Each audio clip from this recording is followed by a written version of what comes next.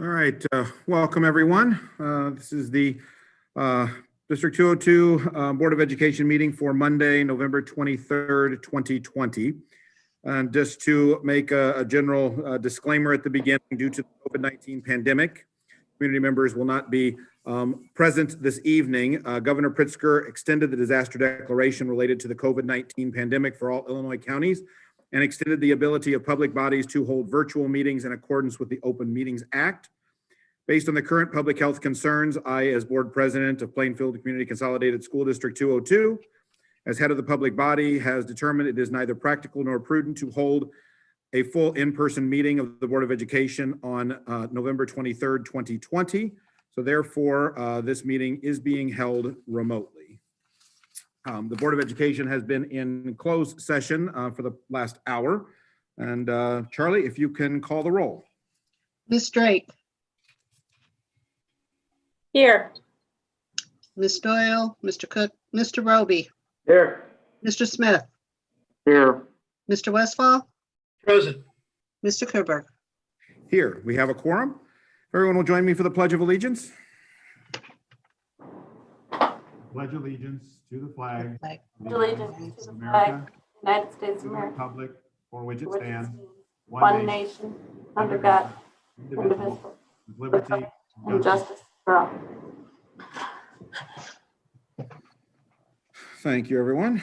All right, so we don't have any communications this evening. So moving on down to 3.02, President's comments. A few things this evening. First of all, Thanksgiving. So on behalf of the Board of Education and the administration, I'd like to wish a happy Thanksgiving to all of our families and staff.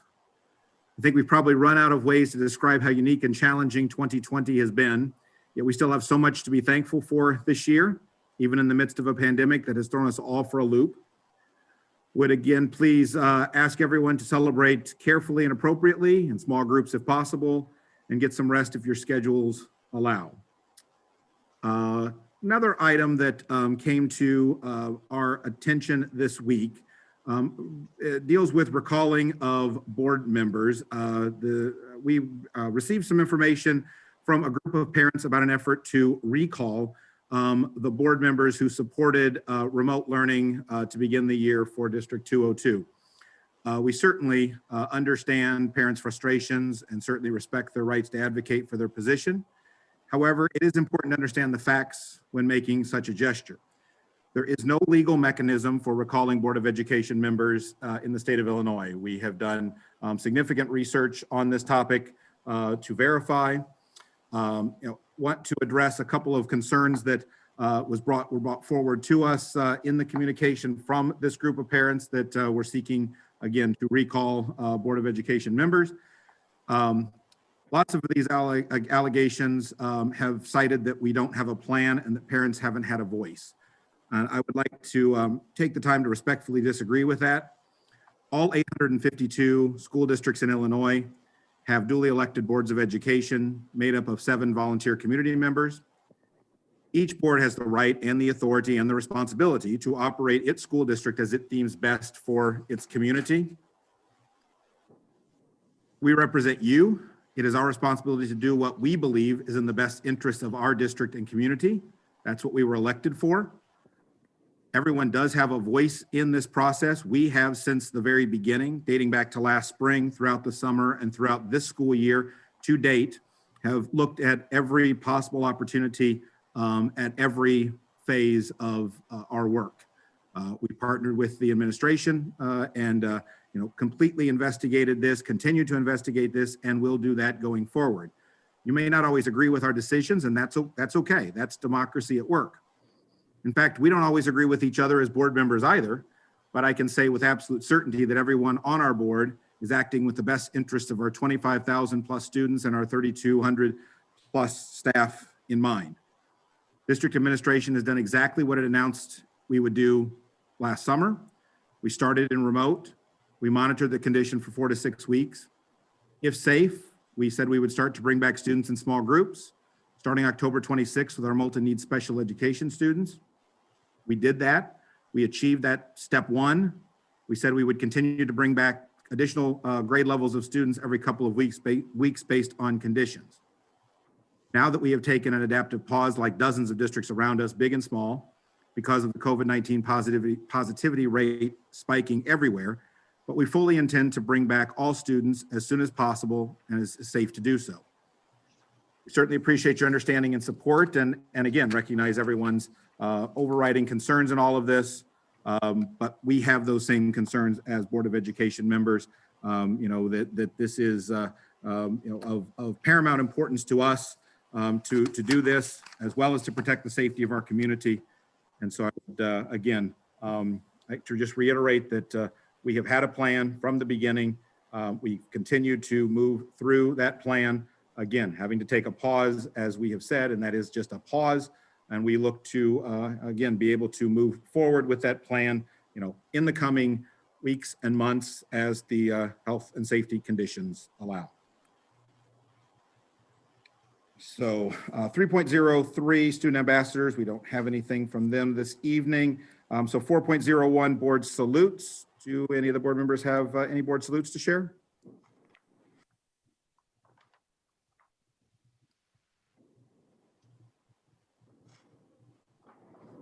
Nothing?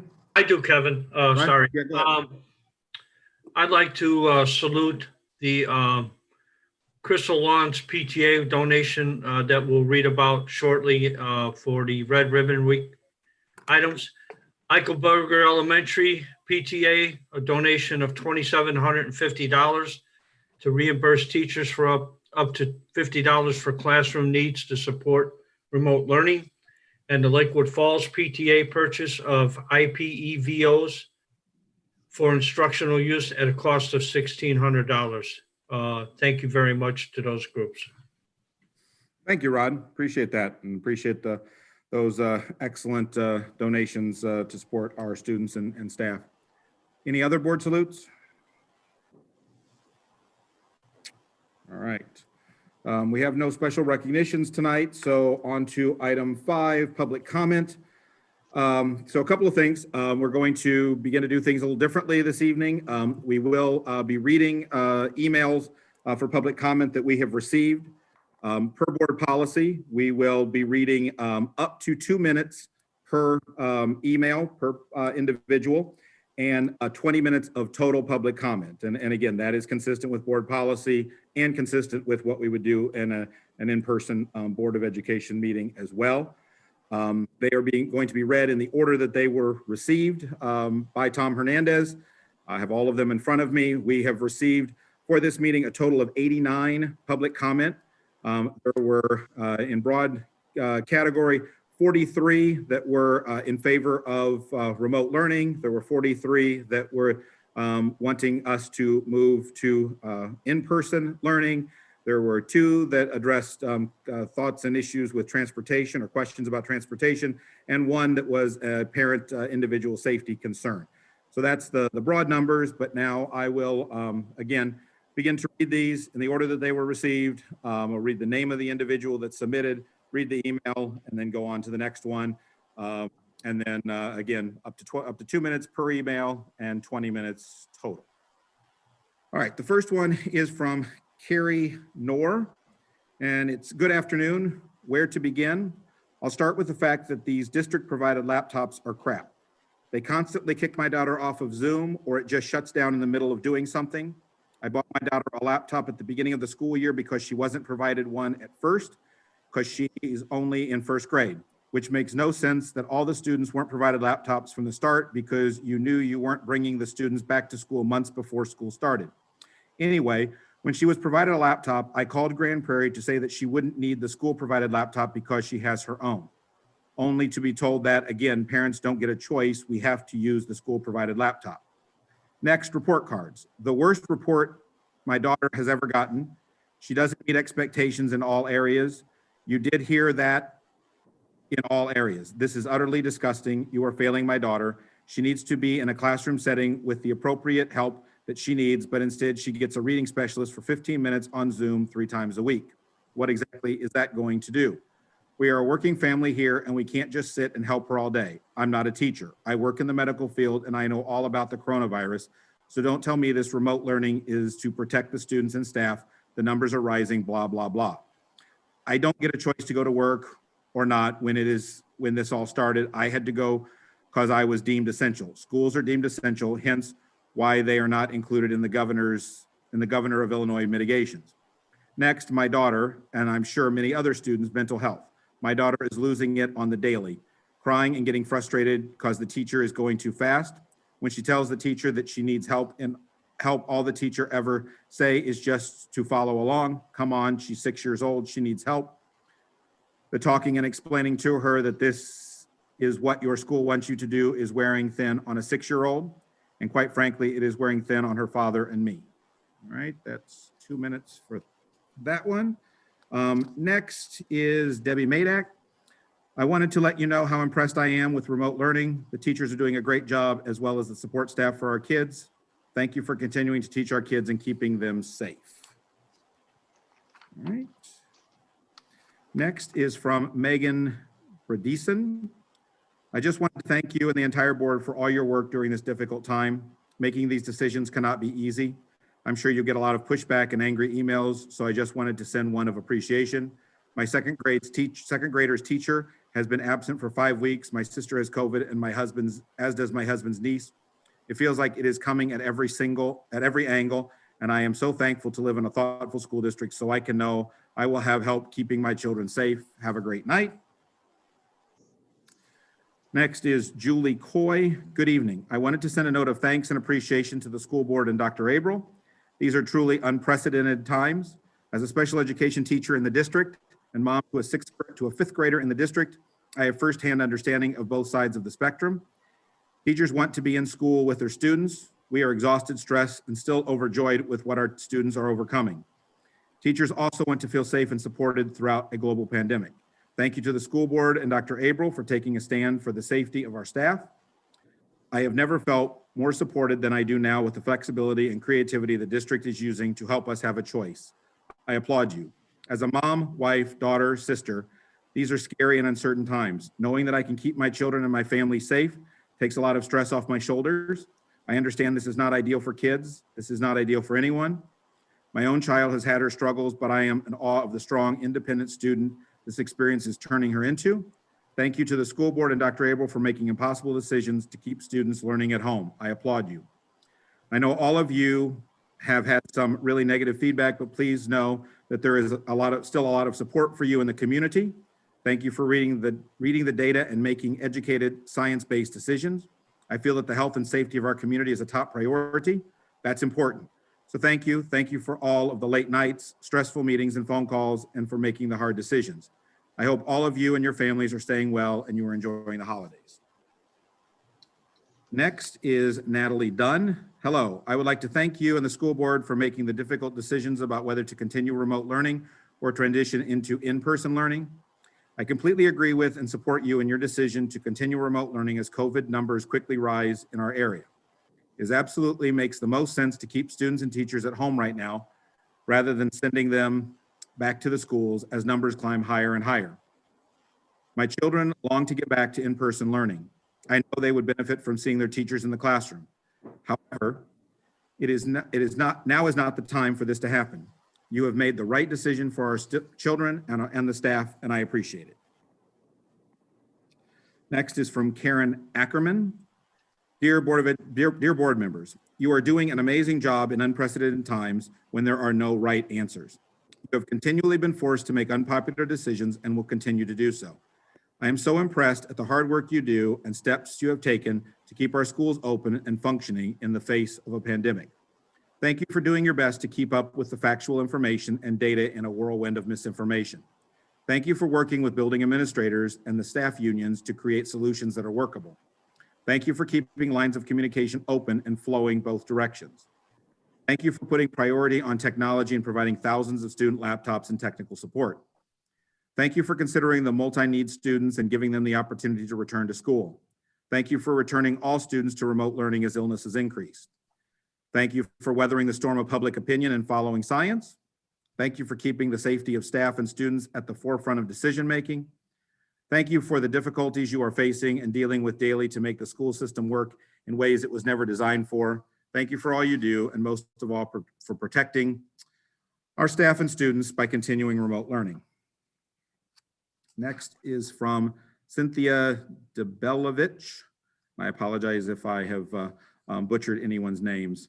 Mr. Hernandez, we hope you are doing well. We are taking the time to send a short email to thank everyone involved regarding the decision to continue remote learning for District 202.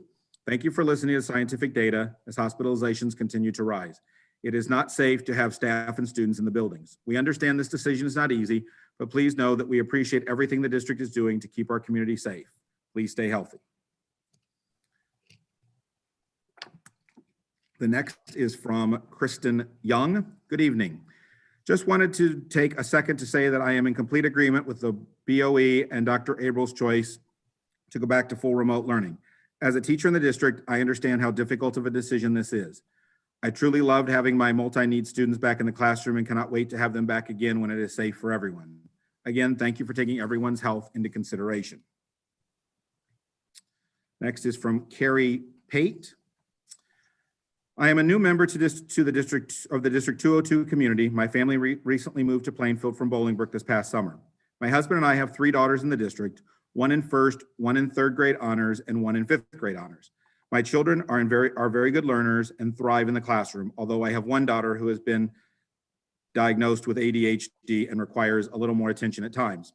I am writing to you in regards to the current situation involving the return to in-person learning and thought I might share my story with you. My family has been rather strictly quarantined since the epidemic came to the USA in March and have only recently begun to open our social bubble. Halloween is our favorite holiday, and in lieu of allowing my children to go trick-or-treating this year, I allowed them to go to a trunk-or-treat with a few close families in our social bubble.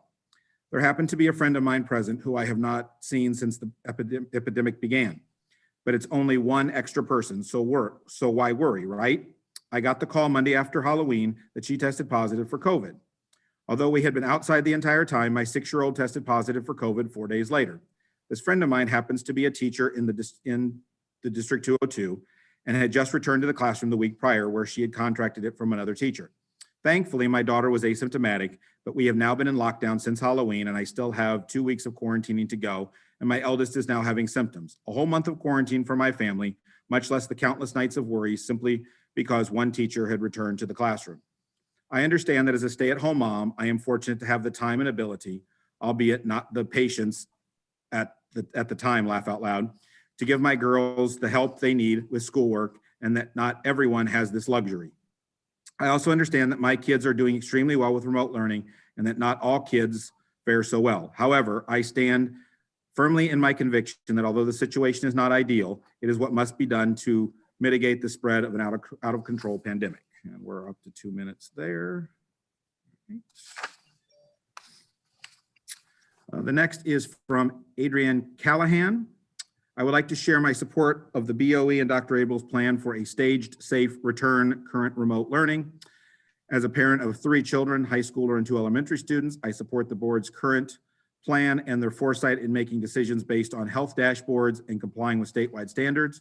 I have to admit foresight in making decisions based on health. I have to admit it is challenging working remotely and ensuring my 3 children are effectively and actively engaged remotely, but I'd rather have those challenges versus having 6 children or worse, having my children bring home COVID to me, an immunocompromised individual.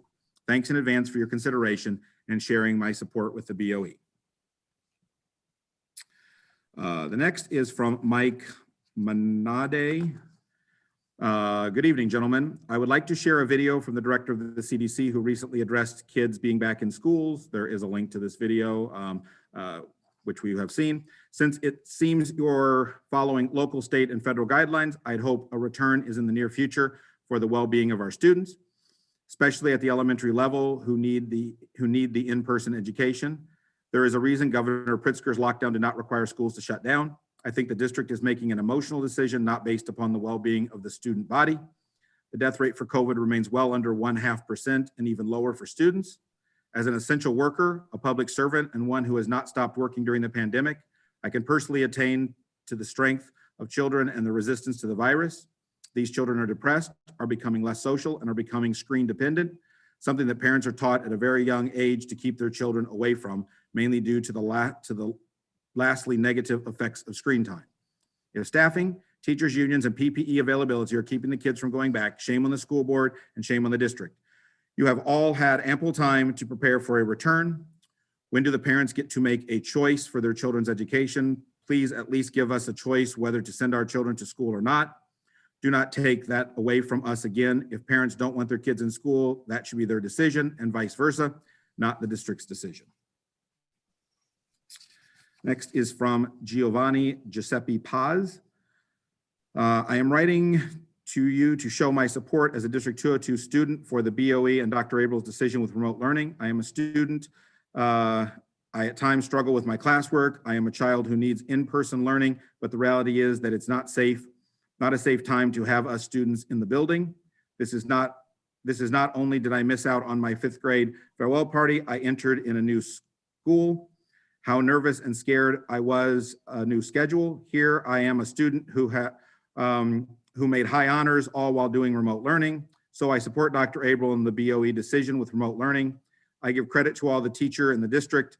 I couldn't have asked for a better district to be in. And Mr. Hernandez, I thank you, sir, for all your hard work for the district. Next is, this actually just has DMMI 78. There is no name attached to it. Just wanted to say thank you for your protecting our students and staff and let you guys know you're doing a good job. I know remote learning isn't the ideal, but it is what we must do to stay safe. Thank you for putting safety first. Know that there are people behind you and support you. Next is from Tina Conrad. Good evening. Remote learning is not working for everyone. I would like to know what action is being taken to open our schools safely. Is anyone investigating other schools that have opened hybrid with a choice of remote as well as to see how they have been successful? When you say you will open when it is safe, what exactly does that mean? Nobody from the district has been clear with what exactly that means. According to the CDC, schools were never meant to be closed. In fact, they are one of the safer places for our kids to be. And if you would like, please review this article video below for reference. There's a video and article attached. Schools are not driving the COVID numbers up. If you had replied to one of my previous emails that it would be a lot easier if someone told you how to be open during this time, but yet the government and the governor never said to close. In fact, the governor has said that schools are essential. Who would have ever thought there would be a time where our kids would be begging to go to school, but yet some teachers and parents in our own district is telling them no. Thank you. Next is from Mary Jasian. I just wanted to send a quick note letting you know I support the decision that Dr. Abel and the board have made for remote learning. Thank you so much for keeping our kids and staff safe. There are a lot of us who have elderly parents who we have to occasionally take care of, and knowing that we are doing our best to stay safe keeps with some peace of mind. Thank you for keeping us safe. Next is from Melissa Woltman. I'd like to express my support for the BOEs and Dr. Abel's plan for continuing remote learning. So far, this school year has been going pretty well for our freshman son. He is engaged in learning every day. Most importantly, we know that at this time, home is the safest place for him to be learning. The teachers at North are doing an amazing job. Thank you for following the data and keeping our children safe. Next is from Faith Gould. Hello, I am reaching out to you to include my correspondence with the board Monday night. I wanted to again thank the administrators and board for making the right decision with going remote. I know it is not ideal, but I do believe it is the right decision, especially at the high school level. As always, the staff at PNHS, where my child is a senior, has been beyond stellar. They have risen to the challenge and continue to amaze me. It feels good to know that this district truly cares about the welfare of their students and staff. With gratitude. Next is from Natalie Dunn. Hello, I would like to thank you and the school board for making the difficult decisions about whether to continue remote learning or transition into in-person learning. I completely agree with and support you in your decision to continue remote learning as COVID numbers quickly rise in our area. It absolutely makes the most sense to keep students and teachers at home right now, rather than sending them back to schools as numbers climb higher and higher. My children long to get back to in-person learning. I know they would benefit from seeing their teachers in the classroom. However, now is not the time for this to happen. You have made the right decision for our children and the staff, and I appreciate it. Thank you. Next is from Carrie Hancock. Good evening. I just wanted to let you know that I am thankful to you and the rest of the school board for making the right choice to not send our kids back to school. The parents that feel different are more concerned about their own needs and not the safety of the rest of us. They don't realize how going back to school affects so many, putting a lot of people at risk. Thanks for putting everyone health first and stopping the hybrid plan. The next is from Pam Jennings. Hello, Dr. Abril and Board of Education. I wanted to take a minute of your time to thank you for all you're doing to ensure your students, faculty, staff, and administrators are remaining safe while at school. I can't even imagine the hours that have been spent looking over data and trying to determine what will be the best interest of not only our school community, but the whole community. I appreciate the fact that you are using science-driven data to help guide your decisions. I see daily the efforts our custodial crew is to keep our buildings safe and clean for us. I see the results of your many hours of securing disinfectant and cleaning supplies.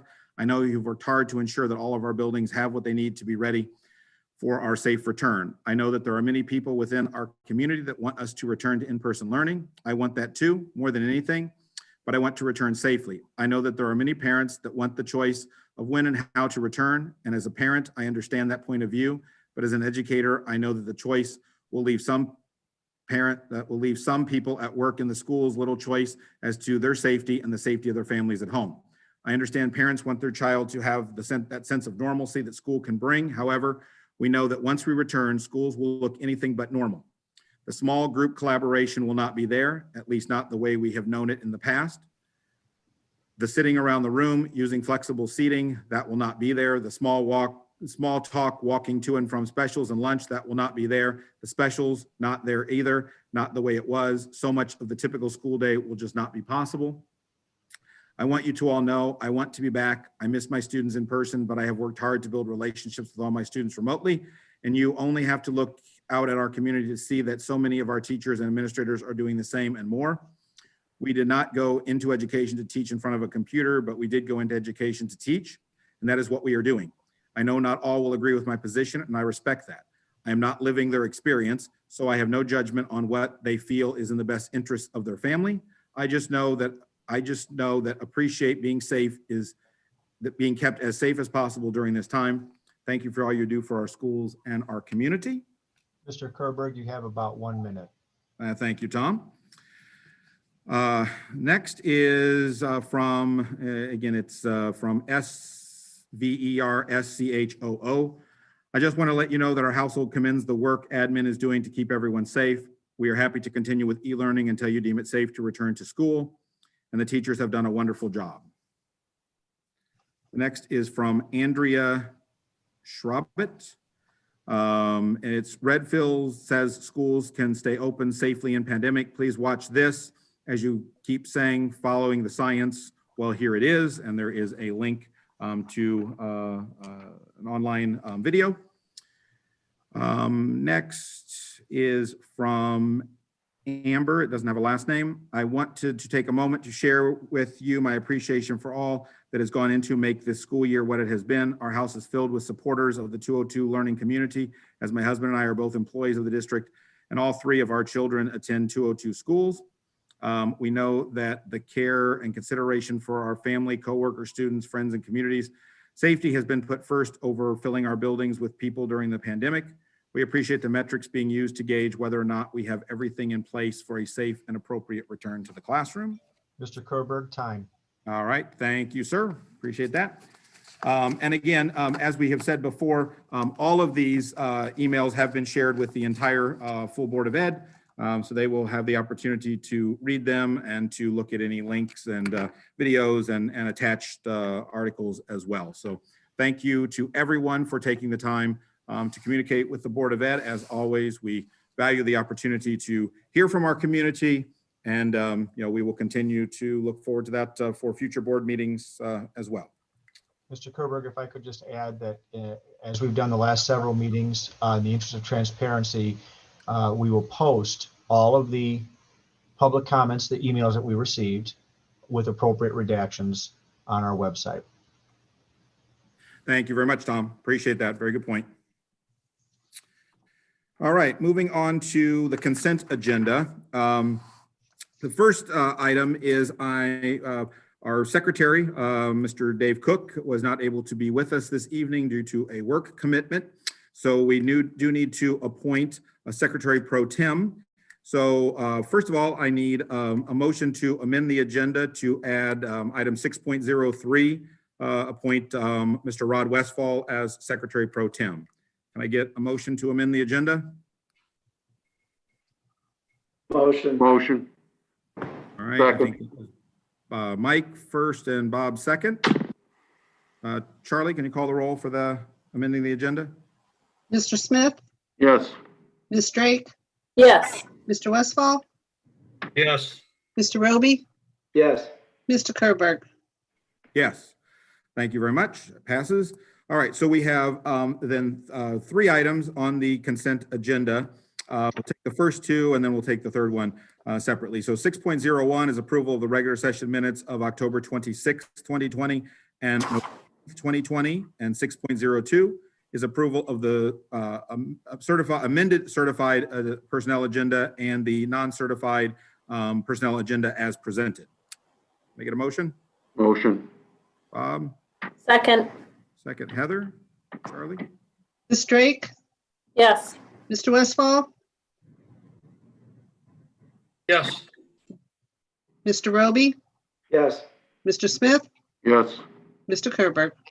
Yes, items pass. Thank you. All right, so now 6.03 is approve Secretary Pro Tem Rod Westfall for tonight's meeting. I get a motion? Motion. Second. Heather, Charlie? Mr. Westfall, Yes. Mr. Roby, Yes. Mr. Smith, Yes. Ms. Drake, Yes. Mr. Kerberg. Yes, item passes. Thank you, and thank you, Rod, for stepping up and filling in. Appreciate that. All right, so now moving on down to item 7 for Action Site and Finance Committee. And again, in Mr. Cook's absence, Mr. Westfall will be presenting that report. Thanks, Kevin. We met last Thursday, actually, and first item on the report is the approval of the acceptance of the treasurer's report. Tony? As of the end of October, we had $11,351,711 of cash and $194,903,106.32 in investments, giving us an ending balance for the month of $206,254,817.32. Any questions on that? Thank you. Next up, we have the approval of the payment of bills in the amount of $7,446,048.19. Are there any questions on that? Okay, thank you. Next up is 7.04, our levy presentation for the year 2020. Tony? Hang on, we need to get an approval on 7.03 first, Rod. Oh, I was going to do all right. Yeah. And, Motion. yeah. So I'm sorry. Can we jump back up to the 7.02 first, the treasurer's report? Yes. My motion is to approval of the acceptance of the treasurer's report. Can I have a Rod's second? motion. Second. Bob second. Okay, Charlie. Mr. Roby, Yes. Mr. Smith, Yes. Ms. Drake, Yes. Mr. Westfall, Yes. Mr. Kerberg. Yes, 7.02 passes. All right, so Rod, 7.03 then? Yes, 7.03, it's my motion for the approval of the payment of bills in the amount of $7,446,048.19. Have a second, please. Second. Second. Rod's motion, Bob second. Mr. Smith, Yes. Ms. Drake, Yes. Mr. Westfall, Yes. Mr. Cook, whoops, Mr. Roby, Yes. Mr. Kerberg. Yes, item passes. Next up is 7.04, our levy presentation for the year 2020. Tony?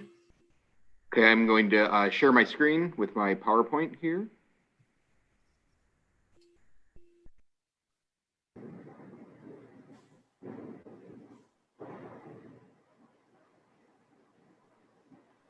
Is everybody able to see that? Yes. Yes. Yes. Let me just put it in presentation mode here. Okay, we're just going to talk through our tax levy for the 2020 tax levy. Quick overview. We'll talk through the levy and extension process, how we calculated our property taxes and understanding one's own bill, a little bit of current historical property tax information. In the presentation too, we won't go through all the definitions, but they will be available if any of the community would like to look at the presentation and look up what some of the terminology means. And then we'll just have a brief discussion on property tax exemptions and qualifications.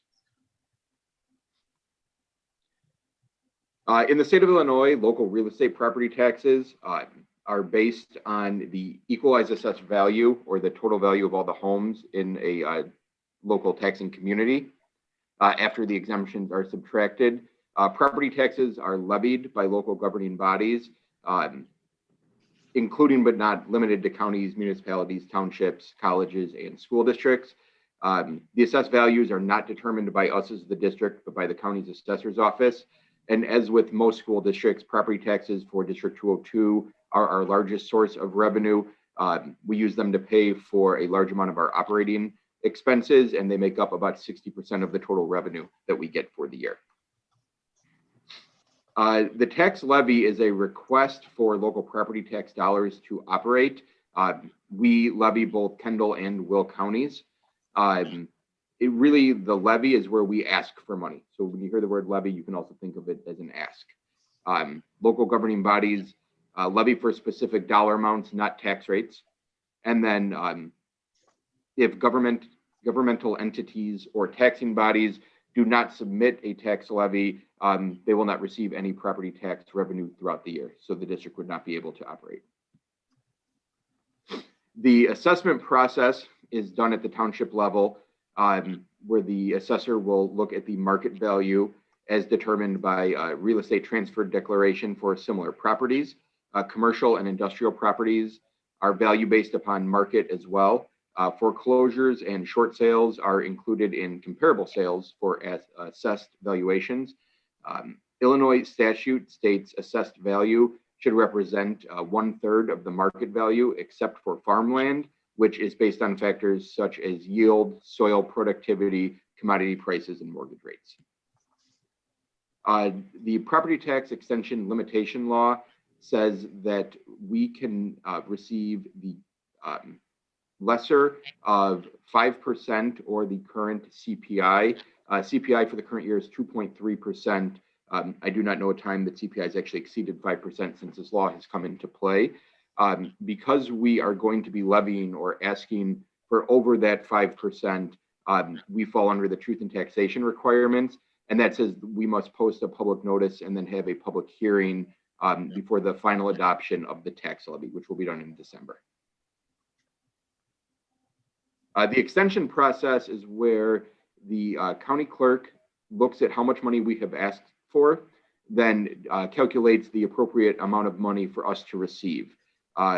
They look at the property tax extension limitation law. They are then assess their tax rates for each district, and then they review for accuracy, and then they extend the taxes based on the equalized assessed value or the EAV of all of the parcels that make up the community. The treasurer then prepares the tax bills, distributes the tax bills to the taxpayers, and then when money is received, distributes that money back to the local governing bodies. There's a review process if somebody is not happy with their tax bill. The purpose of the review is to correct under or over assessed value. The assessors send changes to the property owners and publish values in the newspaper. The property owners then have 30 days to appeal and challenge the assessment with the Board of Review, or also called PTAB at times. The Board of Review serves a copy of the petition to all the taxing districts, and then all settlements at the Board of Review happen prior to the extension. The Property Tax Appeals Board is then the next level of the process. Typically, that's only done for commercial and industrial assessment appeals. And then the circuit court would be the final step if contention is not resolved at the PTAB board. Calculating the property taxes and understanding your tax bill. The tax rate is calculated by looking at the total extension, dividing it by the equalized assessed value, and that gives us our tax rate. So for example, if a school district levies $10 million in taxes with a EAV of 200 million, the tax rate would be a tax rate of 5% or $5 per 100 of EAV. There's a separate tax rate calculation for each fund in the school district. There's certain limits that we can have on different funds, and that determines how much can go into the different operating funds that we have because we use fund-based accounting here in the state of Illinois. The limiting rate formula takes into account what really the levy is made up of two parts. The equalized assessed value of the homes and then any new construction or new property that has been built. Because those are taxed at different rates, you can't just apply the CPI to the tax bill. You have to combine the equalized assessed value and the new property. And then we're given a limiting rate, which tells us what is the total rate that we can levy at to receive the proper amount of money. So how is the tax rate calculated for the individual taxpayers? The total tax rate is expressed by the total EAV for that parcel of property after any exemptions are subtracted and then multiplied by the total tax rate and divided by 100. So for example, a home with no exemptions that has an EAV of $100,000 with an aggregate tax rate of $7 per 100 will have a property tax bill of $7,000. And then there's another example below for one that has the exemption applied as well. And you can just see how the different exemptions lower the tax bills here. Here's just a quick snapshot of what a Will County property taxpayer's tax bill looks like. You can see that there's various taxing districts that come into play that make up a total tax rate. Unit School District 202 would represent our line, and then it gets broken out. You can also see the different park districts, the police, the fire, things like that that are included. And then you can see your exemptions that are put there as well as your EAVs on the right-hand side. So just a quick look at our historical tax extension, the amount of money we've received year by year. It's just important to note that because we increase taxes at the rate of CPI, the number will increase each year. Years that have larger CPIs will see larger jumps, but because we see the CPI increase, you can see the year by year growth. Because we levy for dollar amounts and not for rates, the district asks for a certain amount of money, and then the assessor and the county clerk look at it and determine what we can have. So when EAV, or the value of homes, goes up, the tax rates go down because we need to tax less of the home to get to that dollar amount. When the EAV goes down, that's when you'll see a rise in tax rates because you have to tax more of the home at that point to get to the same dollar amount. Just a quick look at our tax rate history here. You can see that since 2013-2014 year, we saw 1 year of growth, and then tax rates continue to fall, and that's because the equalized assessed value here in Will County continues to increase. So we are levying for a total tax rate of 5.44 as of the past levy here. Then a quick look at just the equalized assessed valuation history. And again, this just shows the growth of the community to the most recent EAV of just over $3.6 billion for equalized assessed value. And if you look at the graph, you can kind of see where the years that it has gone down, the tax rates have gone up. And then as the EAV grows, the tax rates go down. Quick look at CPI. We're going to be levying for a 2.3% CPI coming up here. The 3-year average is 2.1%, and then both the 5 and 10-year average is 1.8%. Assumptions for the 2020 tax levy, again, 2.3% CPI. We're anticipating EAV is going to finally come in somewhere around 5.75 to 7%. The EAV for this coming year is just over 3.8, estimated at over 3.8 billion. Estimated new construction is just over $54 million. which would provide an estimated tax rate falling to 5.26%, and an estimated debt service extension to pay for the bonds of the district of just over $29 million here. Important to note, when you see the word estimated a lot throughout the process, we are using the estimates we are provided by the local assessors to do our levy here. And in the next few slides, you'll see terms like balloon levy. We will always ask for more than we know we are going to get, because by asking for more than the 2.3%, what we're doing is we are putting a safety net in place, so to say, in case there were any errors made in the assessment estimations. So, if new construction was to come in at a different number, you can only receive what you ask for. So that could adjust that number and leave a little bit of money on the table. And unfortunately, the district then would never be able to go back and recoup those dollars, and it would take money out of the classrooms for the students. So how do we calculate the 2020 levy and the projected limiting rate? We took our prior year's extension without debt service, added the CPI to get our adjusted extension base. Then we took our projected net EAV and our projected net new property to get our adjusted valuation base. And then you can see as that calculates out, we project our extension limit will be just over $174 million for the upcoming year. Again, the ballooned levy versus the extension, you can see historically we have ballooned and asked for that little bit of a safety net, and then we come in a couple percentage points lower each year. It just allows us to really safeguard ourselves against any errors in the assessments. You can see the tax rates historically of the kind of the balloon versus the projected. So while we are ballooning up to 5.35%, we project that the actual tax rate will be about 5.26%. Here's just a quick snapshot again of the levy per fund. We do some projections in terms of what we think we will need to spend in each individual fund for the upcoming year. Then we take the new levy or the estimated levy that dollars that we are projecting, apply the growth in each fund, and calculate it out to from year to year. A quick look at what's next. We have our tonight. After this is the tentative levy resolution adoption, and that meets the 20-day requirement before a 12/14 final levy adoption. Then that will follow immediately following this presentation. Tomorrow, we will publish notice to Shaw Media to please publish the actual hearing information on December 1st. It cannot be published prior to 14 days before the hearing. December 14th is our hearing and levy adoption. The levy must be filed by the last Tuesday in December. So on the 15th, we'll post the final levy to the website, and then we will file the levy with Will and Kendall County.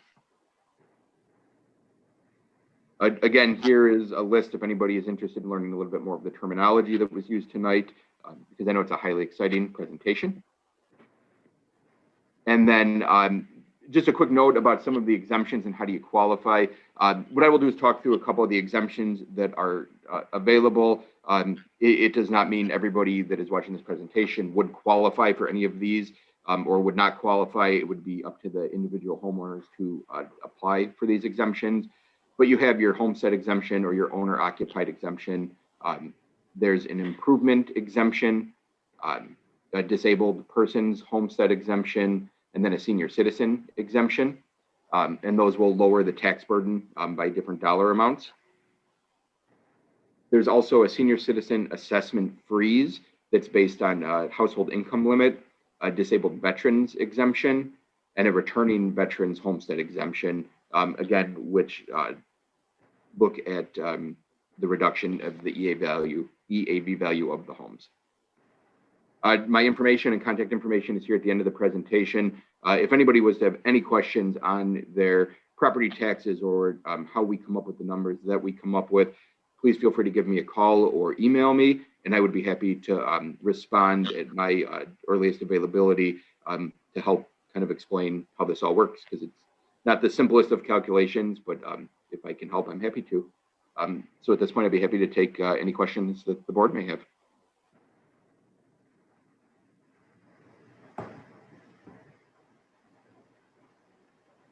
Thanks, Tony. This is Kevin. Just one quick point of clarification. So when we have the public hearing on December 14th, should anyone be interested in making a public comment during that hearing, can you just describe, how they should go about notifying us for that? Sure. The same way that they would send a public comment in, as you had read earlier, they can either email that directly to Mr. Hernandez, and he can share that, or again, my information is in that presentation, and if they would like to send it to me, I'd be happy to make sure that it gets over and read for our public hearing. And that'll be done virtually before the next board meeting.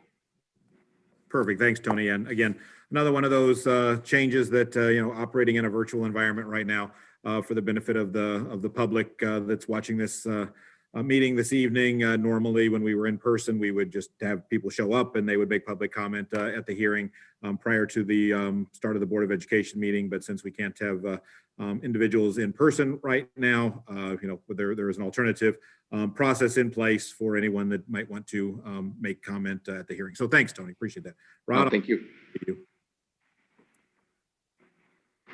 Thanks, Tony, for that information. Next up is item 7.05, approval of the resolution regarding the estimated amounts necessary to be levied for the year 2020. Tony, anything to add on what you just spoke about? No, this is just the formal approval of the tentative levy, and then we'll get all that information published in the newspaper and on the website.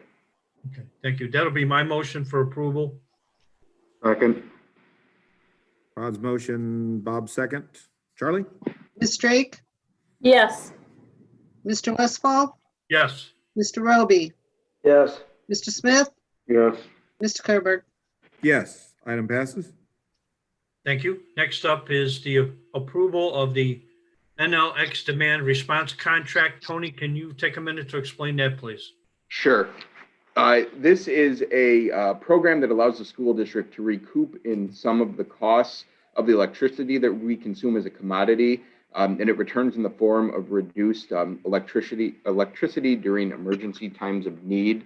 It's basically allowing us to recover costs of the electric that we've consumed or purchased at a lower price. We see generally an annual savings we projected of about $128,000. So it's a great program. Mr. Paul Gonzalez, highly supportive of it, and had just recommended that we continue to renew this contract so we can continue to see the savings. Thank you, Tony. So it'll be my motion for approval of the NLX demand response contract. Second. Rod's motion, Bob's second. Charlie? Mr. Roby, Yes. Mr. Smith, Yes. Ms. Drake, Yes. Mr. Westfall, Yes. Mr. Kerberg. Yes, item passes. Thank you. Next up is I'm seeking approval of the installations as submitted. Eichelberger Elementary Outdoor Bulletin Board, Plainfield High School Central Campus, the baseball field improvements with concrete work. That'll be my motion. Second. Rod's motion, Bob's second. Charlie? Mr. Smith, Yes. Ms. Drake, Yes. Mr. Westfall, Yes. Mr. Roby, Yes. Mr. Kerberg. Yes, item passes. Thank you, Kevin. Next up is 7.08. Approval of the acceptance of donations as submitted. Crystal Lawns, $100 from the PTA for Red Ribbon Week items. Eichelberger Elementary PTA for $2,750 donation to reimburse teachers for up to $50 for classrooms needs to support remote learning. And the Lakewood Falls PTA for the purchase of IPEVOSs for instructional use at a cost of $1,600. That will be my motion. Second. Rod's motion, Bob's second. Charlie? Ms. Drake, Yes. Mr. Westfall, Yes. Mr. Roby, Yes. Mr. Smith, Yes. Mr. Kerberg. Yes, item passes. Finally, item 7.09, approval of the disposal of assets as submitted. Bonnie Macbeth, broken cameras, and Walker's Grove, various broken technology items. That will be my motion. Second. Rod's motion, Bob's second. Charlie? Mr. Roby, Yes. Mr. Smith, Yes. Ms. Drake, yes, Mr. Westfall, Yes. Mr. Kerberg. Yes, item passes. We're good. That's it.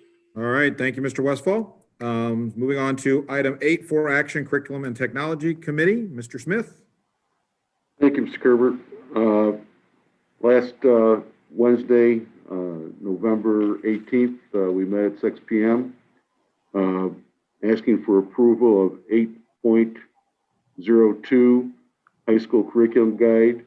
Added to the high school curriculum guide is trades math, CD studio architecture, CAD studio engineering, ELD vocabulary development for summertime or for summer school, English, math, and science, $50 fee. And Wilco is offering 2 new classes for next year, law enforcement and public safety and veterinarian assistant 2. That's my motion. second, Bob's motion, Heather's second. Charlie? Mr. Westfall, Yes. Mr. Roby. Mr. Roby, Yes. Mr. Smith, Yes. Ms. Drake, yes, Mr. Kerberg. Yes, item passes. Next item, 8.03, summer school guide. Looking for approval for summer school is at Central High School and East High School this summer. Cost is the same as past years. $190 for residents for classes. Driver education behind the wheel is going to be $300. That's my motion. second, Bob's motion, Heather's second. Charlie? Ms. Drake, yes, Mr. Westfall, Yes. Mr. Roby, Yes. Mr. Smith, Yes. Mr. Kerberg. Yes, item passes. And our last item, 8.04, middle school curriculum guide, looking for approval. New course will be offered at the 8th grade level, Algebra 1. That's my motion. second, Bob's motion, Heather's second. Charlie? Mr. Westfall, Yes. Mr. Roby, Yes. Mr. Smith, Yes. Ms. Drake, yes, Mr. Kerberg. Yes, item passes. Thank you, Mr. Kerber. You're welcome. Thank you, Mr. Smith. Appreciate it. All right, so jumping on down to item 11 for action other, 11.01, looking for approval of resolution authorizing commencement of vaping litigation. Lane, can you Motion. give more detail on that for the board and the community? Sure, absolutely. District 202 will be joining in a class action lawsuit, which attorneys for our school district, Frantic, will be involved with, representing us and other school districts within the state of Illinois and throughout several different states. This litigation will be in particular against Juul Laboratories and other parties involved with the production of e-cigarettes and vaping devices. We feel it's in our public interest, or the public interest, as well as that of our students and school culture and climate, to pursue litigation against Juul Labs and other parties that been involved with, the production of e-cigarettes and vaping devices, which target specifically middle and high school students and leads to a lot of abuse in the results of their marketing and commercial enterprises. So this will be asking for damages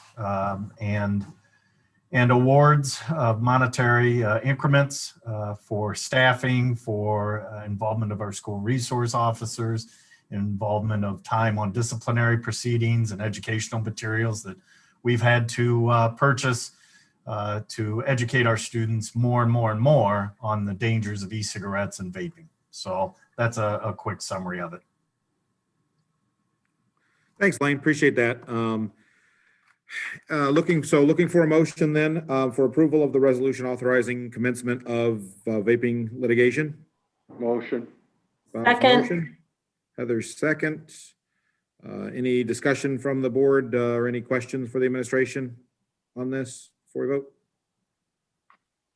All right, Charlie, go ahead and call the roll. Mr. Roby, Yes. Mr. Smith, Yes. Ms. Drake, yes, Mr. Westfall, Yes. Mr. Kerberg. Yes, item passes. Thank you very much. All right, so moving on down to section 12, 12.02, Board of Education report. Mr. Westfall? Thanks, Kevin. Wilco, we met on Tuesday, November 17th, and we approved the minutes from the previous meeting of October 20th.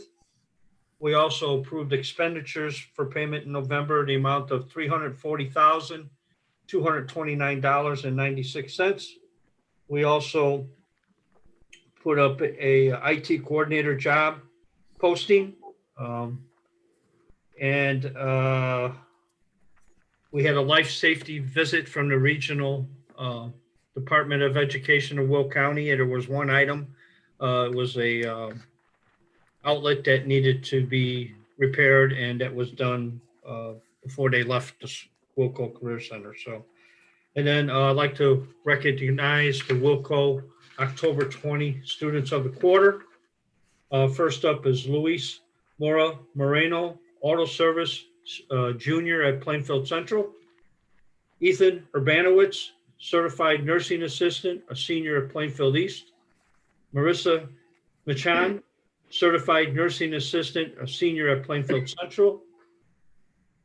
Micaiah Blake, Computer Technology, senior at Plainfield South. Arena Bergovzia, Criminal Justice, a senior at Plainfield East.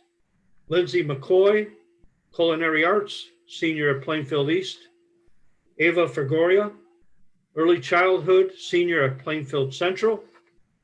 Dominic Luciano, Fire Science, junior at Plainfield Central. Justin McCarthy, Game Design, senior at Plainfield Central. Majurga Nadiam, Introduction into Health Professions, senior at Plainfield South. Yaibi Rojas, Veterinary Assisting, senior at Plainfield East. Anthony Finder, Welding 1, junior at Plainfield Central. And Tom, I will pass these on to you. That's my report, Kevin, for Wilco. Thank you. Thank you, Rod. Appreciate that. Moving on down to item 12.03, the return 2021 plan update. Dr. Averill and team. Thank you, Mr. Kerberg. As has become a standing item on the Board of Education agenda, here is our update on our District 202 return 2021 plan. Some things have changed, some things have not. Tomorrow, should be noted, would be our 60th or is our 60th day of school. Unfortunately, for probably about 99% of our students, it has been remote. But we do look forward to the day that we can start to get back more and more and more in person for more groups of students. As many of you are aware, on Friday, November 20th of 2020 at 12:01 a.m., Governor Pritzker ordered us into Tier 3 mitigations. As going into the next slide, we use the following 5 metrics. Whether we're in mitigations of any phase or what phase, these are the 5 metrics that we use to assist with our decisions and timelines and returning to in-person education. We use kind of a red light, yellow light, green light designation on each one of those. They have not changed colors since the last time that we presented at a board meeting here. What's changed is the red metrics have gotten even redder or worse as far as the COVID-19 risk metrics within our county and also our region. And then also our substitute pool has not increased dramatically in numbers, and we're still in the red level there. PPE supplies readily available and consistent guidance from IDPH, ISB, CDC, and our local county health departments has remained relatively stable. And then on a good note and positive note for our cleaning and disinfecting supplies, we do have a ready amount able to go, and we can, at least at this point in time, count on the supply chain staying intact. The next graph will show a pretty good picture of the rapid ascent of COVID cases in Illinois. And this is all off of the Illinois Department of Public Health website. And you can see where we have been making some key decisions on returning, or a pause, or announcements of returning. And that brings us to the 23rd and today. Moving to the next chart is a positivity rate from the 10th of November all the way to the 20th of November. And, you know, from time to time or on a regular basis, I get asked by folks, well, what's changed since you announced on September 28th timelines for certain groups of students returning? And really what's changed has been the positivity rate, and this becoming a substantial community transmission issue. On September 28th, we were at approximately 8.4% on a positivity rate. And as of last Friday, we were at 17.8%. And even the day before that, at 20.2% of positivity rate in Will County. And certainly while there is some predictiveness of COVID-19 in the environment, it's really a lot of uncertainty. And if the numbers had stayed where they were on September 28th or September 26th of a positivity rate of below 8.4%, we would have been having more students back in person and adding to the tiers of groups of students coming back. The statistics have not played out that way. As I said, last Friday, Will County was at 17.8%. If you go to the next slide, which shows positivity rate, new cases of 100,000, new cases, and then the youth increase case, we have the positivity rates as of today. Then we also have the data as of the last Board of Education meeting, which was November 9th. And we've got from 13.1% positivity rate to 19.9. New cases per 100,000 have gone from 332, more than doubling to 743 cases per 100,000. New cases have substantially increased also, more than doubled from November 9th to today. And then youth cases having increased from 350 to 841. Again, that's since the last board meeting on November 9th to today or tonight. And then the last slide is a little bit of a summary. And you can see, you know, as of Friday, all 11 regions of Illinois were in Tier 3 mitigations. When there is substantial community transmission, the Department of Public Health recommends that schools take very seriously and consider extending remote learning, canceling after-school athletics or extracurriculars, continuing the meal programs. We did have Tier 1 special needs students return in person on October 26th. Unfortunately, we could only get 3 weeks into that, approximately 12 instructional days before we had to stop their ability to come in person, again, based upon community transmission. And planning for next semester, and again, we had a plan for this semester. We're going to have a plan for second semester to try to get back to in-person. We will be contacting families shortly after Thanksgiving break with what we call an educational choice form that parents will need to let us know their intent for their son or daughter or child or student to return to in-person hybrid or to stay remote. Based upon all the metrics that we have at this point in time, we will stay in remote learning for the remainder of first semester. It's not the answer that I like. It's not the answer that any of us like.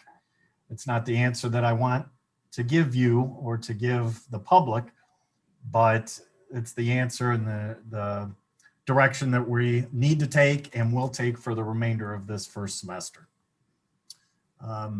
If anyone on the administrative team would like to add anything else, I'll certainly open it up to them or to the Board of Education for any questions. Thanks, Lane. Appreciate that. Anyone else from the administration first before we open it up for questions? If I could just add one thing about the educational choice form. While we're opening up to surveying families for their choice for third quarter, that does not mean that we would be starting in person at the beginning of third quarter. We want to be able to survey families now so that we can get their feedback in order to plan appropriately for third quarter. Because many of our high school and middle school students may need a schedule change for second semester. We want to be prepared for that now, which is part of the reason that we are looking to survey or to get all families' opinion for their educational choice for third quarter now, as opposed to waiting in phases like we did in the first section.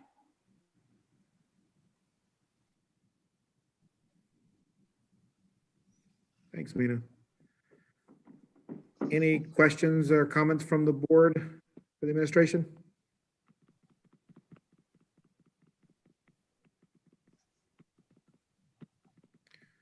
One question I had, Lane, it says in your last bullet about the education choice form that families will select that commitment for the entire semester, and then it says until March 19th, I think. It's kind of covered over by the transcript right now on my screen. So is it for the entire semester or is it just for the third quarter? I'm going to ask either Dr. Wood or Mrs. Griffith to speak to that. It's just for third quarter, Kevin. We are Okay. not looking, when I mentioned second semester, it's because of the high school and middle school, there are some semester-based courses. And so we would look if we need to make any adjustments to do that now, but the choice would specifically just be for third quarter because we don't know what will happen for the remainder of the school year. Thanks for clarifying that. Any other questions from the Board of Ed? All right. Well, thank you all. Appreciate the update. And again, continue to keep us updated as you have been weekly on where the numbers are and where we think we're going with the plan to return again, hopefully by second semester. We do not have any unfinished or new business. So moving on to item 15, Freedom of Information Status Report, Dr. Averill. We have received 5 Freedom of Information requests since last Board of Education meeting. One from Melissa Berg, a community member, for materials regarding transportation contracts. That was received November 9, due November 16, completed November 11. Number 2, Gina McClowry, consultant for McClowry Consulting, for materials regarding enrollment and iReady test scores. That was received November 9, due November 16, completed November 11. Number 3, Ballotpedia Union Research, for materials regarding union membership and dues. Received November 12, due November 19, completed November 17. Number 4, Keith Galloway, Vice President of Business Development for Student Transportation of America, regarding transportation contracts. Received November 13, due November 20, completed on November 13th. Number 5, Nick Wong, a community member, for materials regarding staff employment. That was received November 18, due November 25, and completed November 19. Thank you, Dr. Averill. 16.01, announcements and scheduled activities. We have Thanksgiving break, November 25th through November 27th. Committee meetings anticipated will continue to be remote. December 9, 2020, 6 p.m. Personnel, Policy, and Administration, 6 p.m. Site and Finance, and 6:45 p.m. Curriculum and Technology. Next Board of Education meeting will be held, again anticipated remotely, on Monday, December 14th, 2020, 6:30 first closed session, 7:30 public session. Thank you, sir. We will not be having a second closed session, so looking for a motion to adjourn. Motion. Bob, Motion. second. Heather. Charlie? Mr. Roby, Yes. Mr. Smith, Yes. Ms. Drake, Yes. Mr. Westfall, Yes. Mr. Kerberg. Yes, item passes. We are adjourned. Thank you all very much for your time this evening, and have a safe and wonderful Thanksgiving.